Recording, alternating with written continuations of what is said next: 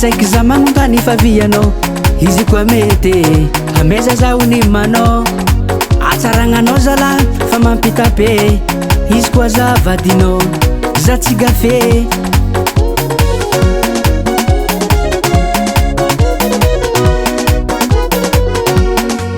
tsy resaka kobaka ambavana lela mamy fa avy am fô fitiavako anao matokisa fa zaho tsy ampijale anao za raiky fô agnatiny fô armela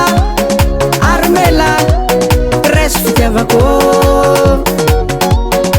armela armela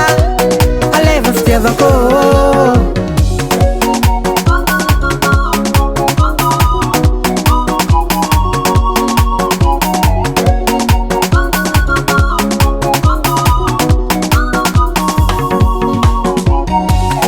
anao matokisa mahazo magnategna agnatiny afo bebe misy tavinkena andramo fa tsy anignenanao madamo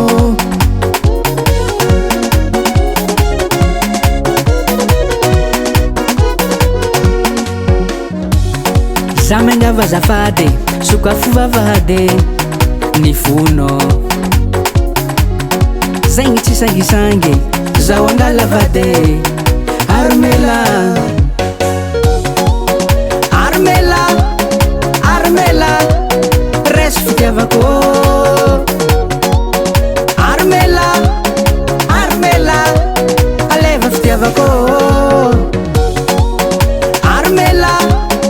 armela resy fitiavako armela armela aleva fitiavako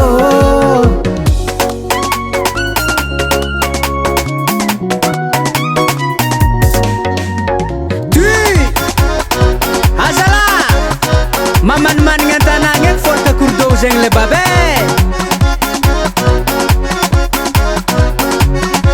tano amin'igny baba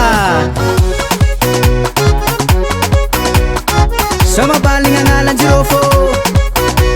misa mabaligny agnalan-jirô fô hagnano ambiance sy hagnano ekipôtro oaza dely mbô tana iloatra gny voyavako magneky anaro oa zegny ke mo mbola question rô ataoko mariage rô aleko an-tragno andesiko mody amin'ny amananara igny